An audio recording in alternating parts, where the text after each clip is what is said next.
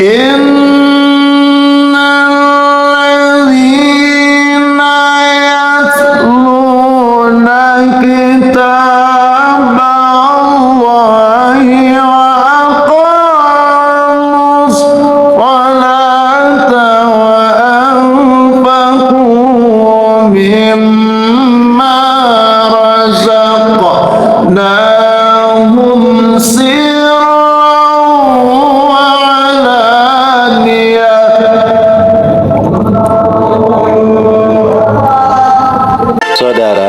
silahkan tonton videonya sampai habis. Jangan lupa like, subscribe, comment, and share. Itu tidak akan merugikan Anda dan justru akan menambah pahala dan kebaikan bagi Anda. Semangat berbagi. Assalamualaikum warahmatullahi wabarakatuh. Enak rada peteng. Nek ngantuk boten ketingali. Bismillahirrahmanirrahim. Alhamdulillahi rabbil alamin. Allahumma shalli ala sayyidina Muhammad wa ala alihi wa ashabihi ajma'in. Qala Allah ta'ala fil Qur'anil 'azim wa huwa asdaqul qailin. A'udzu billahi minasy syaithanir rajim. Aqimis sholata liduluki syamsi ila ghasaqil laili wa qur'anal fajr. Inna qur'anal fajri kana mashhuda. Al-ayat. Wa qala aidan a'udzu billahi minasy syaithanir rajim. Innal ladzina yatluna kitaballah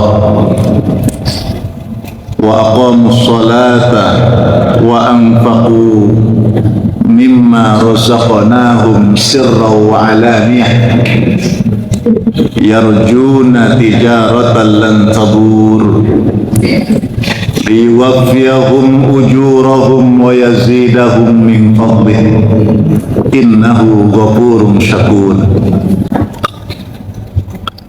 Sesungguhnya orang-orang yang selalu membaca kitab Allah dan orang-orang yang mendirikan sholat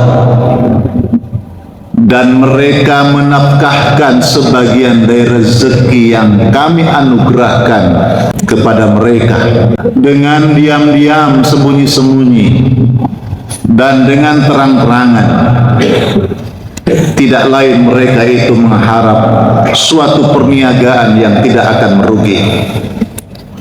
Liwafiyahum ujurahum wa yazidahum min fadlih, agar Allah menyempurnakan pahalanya kepada mereka dan menambah karunia-Nya. Innahu ghafurun syakur. Sungguh Allah Maha Pengampun lagi Maha mensyukuri. Surat ke-35 ayat 29-30 surat Fatir. Alhamdulillahirabbil alamin. Para jamaah yang dimuliakan oleh Allah, ini adalah hari Ahad terakhir di tahun 2023. Mudah-mudahan kita sakit ketemu hari-hari berikut di dalam ketaatan kepada Allah Subhanahu wa ta'ala. Sebab hidup ini menjadi beban kalau perjalanan waktu ke waktu, hari ke hari, tapi justru semakin lalai kepada Allah.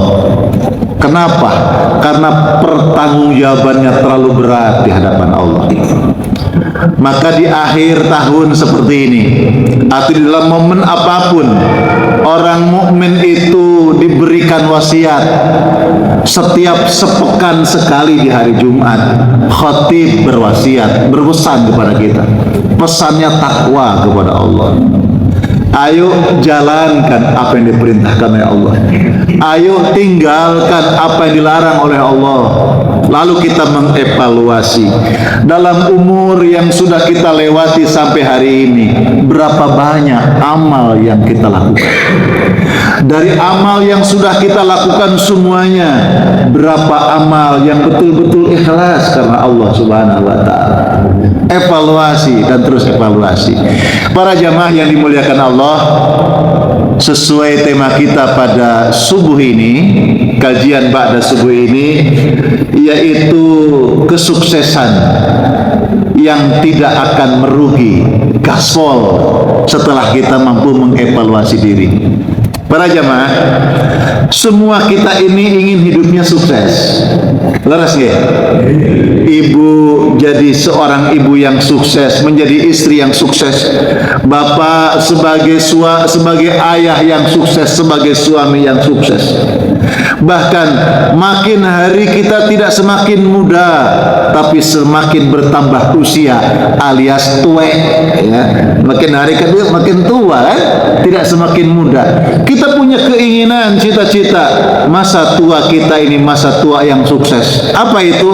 Bila ajal datang menjemput kita, kita dianugerahi Allah husnul khatimah. Itu sukses.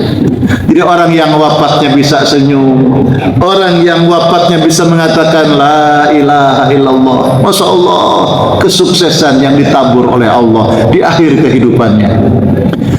Sebagai anak manusia yang hidup di dunia ini, mungkin saya masih muda, saya masih hidup panjang, kira-kira begitu.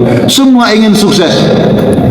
Masya Allah, dimudahkan urusannya, dilancarkan segala upaya kehidupannya. Ingin oleh Allah diberikan sukses. Kata Allah di dalam Al-Quran, kalau kita ingin sukses, syaratnya ada 3. Wonten pinten? Wonten 3. Surat ke-35. Surat nomor 35. Nah, bisa dibuka Qurannya, bisa dibuka yang ada Android aplikasi Qurannya. Surat 35 niku surat Fatir, ayatnya ayat 29.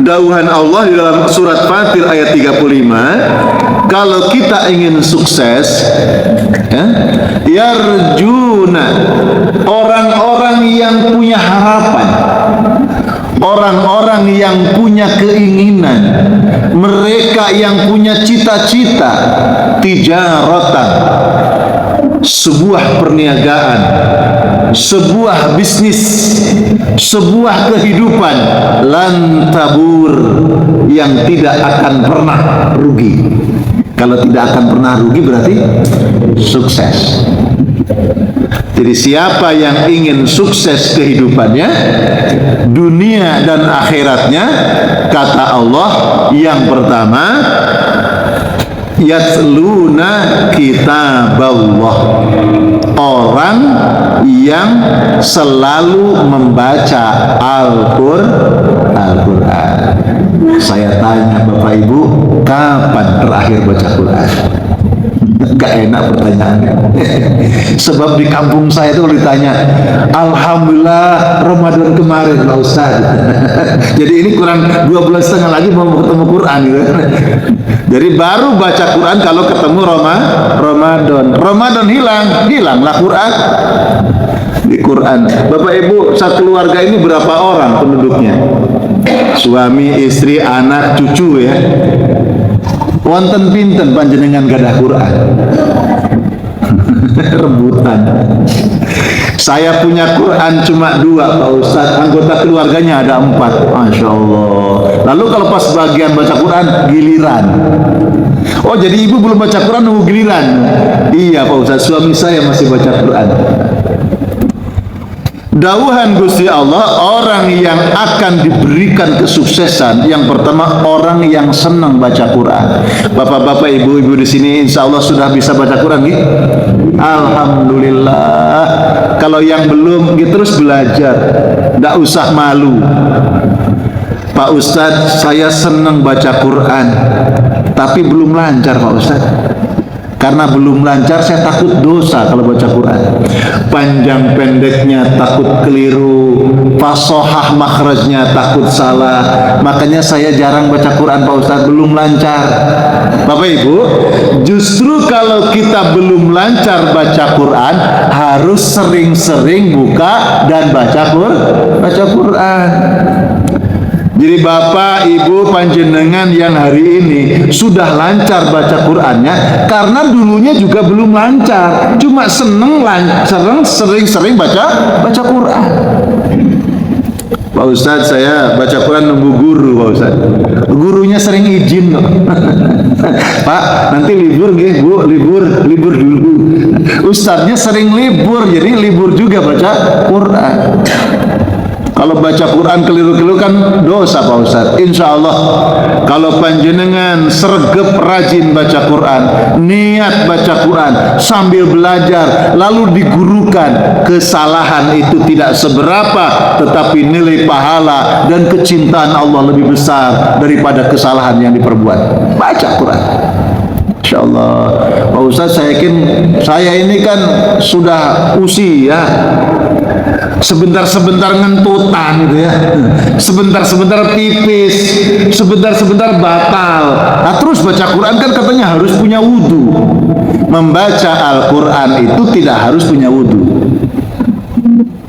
Boleh panjenengan batal wudhu baca Quran, boleh. Cuma kalau baca Quran punya wudhu, itu lebih afdol.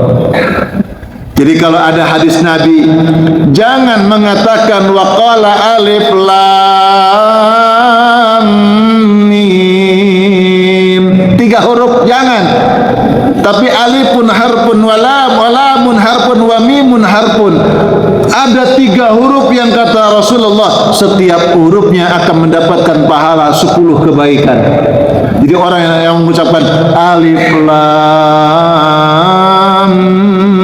mim, walaupun tidak ngerti apa alif lam mim artinya itu, yes, pokoknya terserah alif lam mim aja, itu tidak ngerti membaca arti bacaan tersebut. Orang yang membaca ayat Al-Quran setiap hurufnya 10 kebaikan.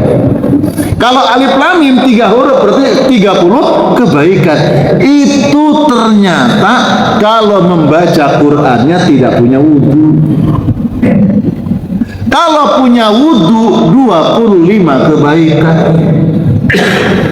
Kalau dibaca ayat Qur'annya di dalam sholat 100 kebaikan. Per hurufnya itu loh. Tapi Allah itu akan melipatkan ganjaran pahala, tidak dibatasi cuma 10. Bahkan balasan yang diberikan oleh Allah itu insya Allah lebih besar. Sampai Rasulullah mengatakan, Iqra'ul Qur'an, bacalah oleh kalian Al-Quran. Fa innahu ya'ti yaumal qiyamati fi ashabi, karena Al-Quran yang panjenengan baca insya Allah pada hari kiamat akan menjadi syafaat, akan memberikan pertolongan atas izin Gusti Allah. Baca Quran, Masya Allah. Jadi gak apa-apa kita batal wudhu baca Quran. Kalau kita ternyata belum bisa baca Quran, ya yang bisa lah. Kul ma tayassara minal Quran. Panjenengan Al-Fatihah hafal? Alhamdulillah. Kul hu hafal? Alhamdulillah. Surat-surat pendek hafal? Juz 30 hafal? Alhamdulillah. Baca. baca yang dihafal. Orang itu Yasin itu hafal Pak, walaupun nggak bisa baca. Alhamdulillah. Ya monggo Yasin. Jadi nyantai dibaca Yasin, nyantai baca Fatihah, nyantai baca Qul huwallahu. Oh malaikat paling seneng nih hambane ku istiqomah. Arek iki gak iso maca apa-apa, isune munggul lagi longgo belum baca Qul dicatat Qul maneh. Udah respect malaikat tuh, masya Allah. Bapak Ibu yang dimuliakan oleh Allah, Pak Ustadz, iya di sekarang kan ada di HP itu, masya Allah. Dulu Quran itu yang Quran terjemah kecil itu Pak, kemana-mana dibawa, masya Allah. Sekarang itu di HP Quran Android itu bisa dibesarkan Pak. Jadi kalau sekarang baca tulisan Arab kecil-kecil tuh, iki oh posisi tulisannya itu kok nyambung semua gitu kan. Sekarang ada Quran Android bisa dibesarkan Pak. Bahkan ada Quran Android yang panjenengan baca, masya Allah, itu bisa nyambung. Kemarin buka surat Al-Baqarah sampai ayat 15. Begitu panjenengan buka lagi, itu tinggal meneruskan ayat 16.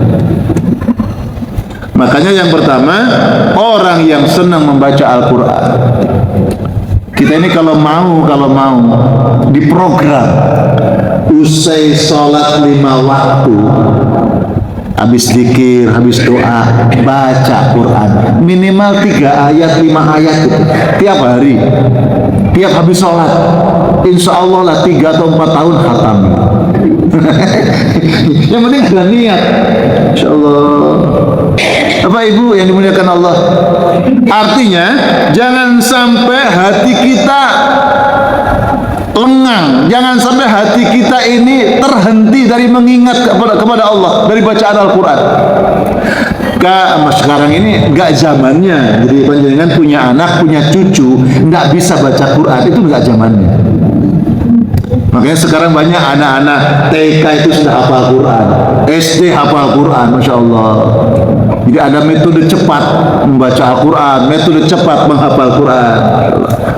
Jadi kalau panjenengan punya anak-anak belum bisa baca Quran, itu nggak zaman itu sekarang. Nah, kalau bapak-bapak mungkin belum bisa, ya memang orde lama itu. Tapi jangan sampai tidak membaca Al-Quran. Insya Allah, para jamaah yang dimuliakan oleh Allah. Jadi Ustaz, kalau ke toilet itu boleh bawa HP yang ada Qurannya? Ya boleh lah, ya dimatikan HP-nya. Yang nggak boleh itu di toilet buka Quran. Kalau baca nggak apa-apa, dalam hati. Apa jenengan zikir itu kan setiap saat. Mau di toilet oleh zikir oleh, cuma di dalam hati. Biar tidak melamun. Apa mana di tempat yang sepi, yang angker, ya Allah tolong, ya Allah wedi, ya mesti kudu ingat Allah. Ada amalan dari ulama sepuh, ulama senior, masya Allah.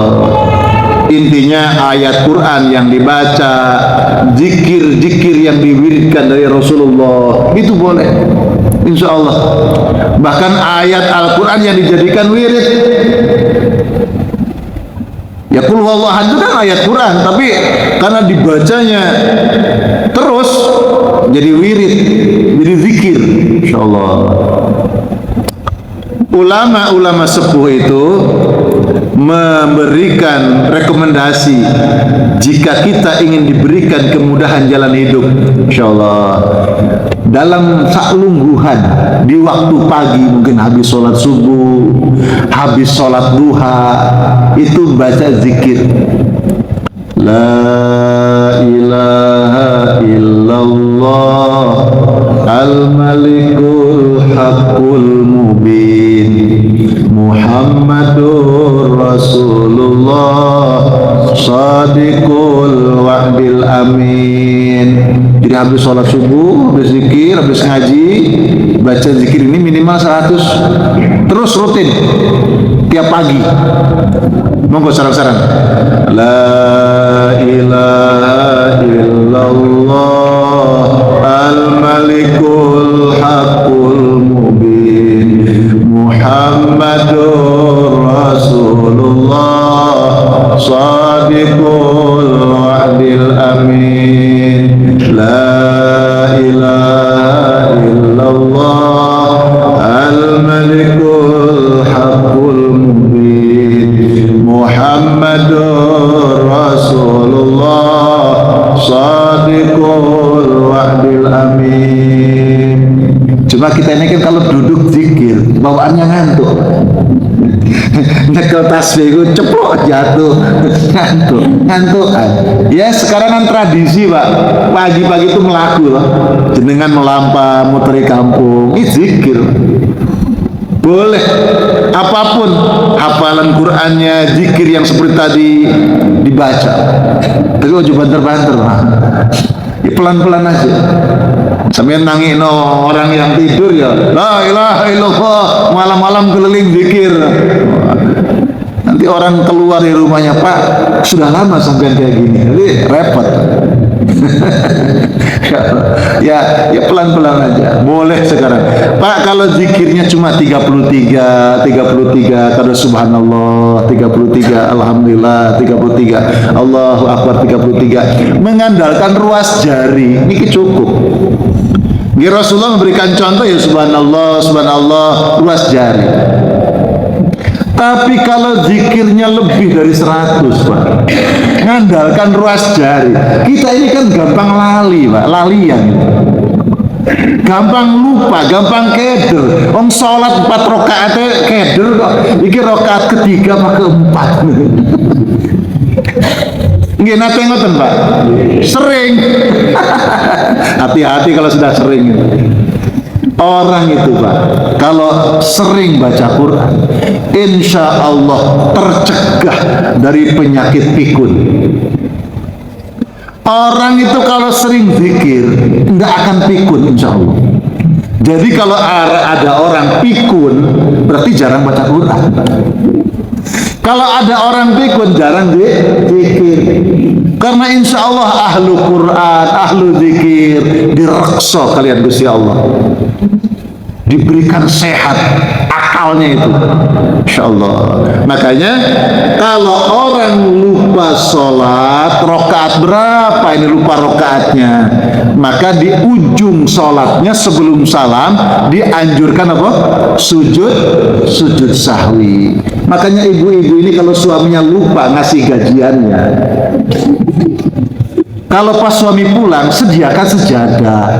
Pak, sujud dulu Pak, supaya dia ingat. Lapus, mah gaya sejadah bareng, sujud sahwi dulu, supaya ingat. Katanya Ustadz, orang yang lupaan itu berarti kurang sujud. Makanya sujud sahwi, Masya Allah.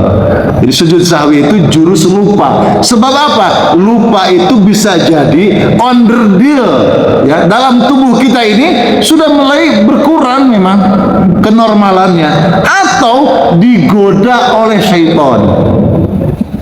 Makanya ada sujud sahwi.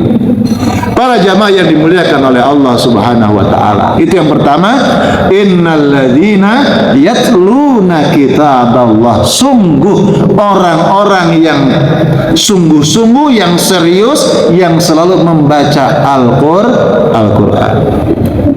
Al-Quran itu kan surat cinta, surat cinta dari Gusti Allah. Dulu bapak-bapak, ibu-ibu ini kan generasi senior, berpertemuan dengan suami, dengan istri itu masih pakai surat-suratan, pakai nulis. Masya Allah, bagaimana rasanya dengan ketika nerima surat cinta itu? Oh seneng Pak.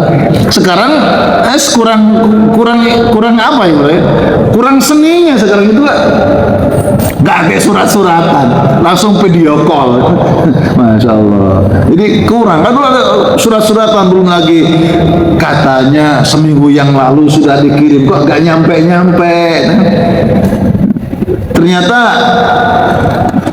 ditahan sama orang lain yang juga senang sama dia, gitu kan? Itu sama pesaingnya itu nggak disampaikan suratnya. Ya Allah, jemaah yang dimuliakan oleh Allah. Jadi orang yang membaca surat dari kekasihnya saja begitu sangat senangnya, apalagi Quran, ayat-ayat Allah yang dibaca itu adalah dari kekasih kita, kecintaan kita, yaitu Gusti Allah. Itu yang pertama, orang yang insya Allah ditolong oleh Allah Subhanahu wa Ta'ala, diberikan jalan sukses kehidupannya, orang yang senang membaca Al-Quran.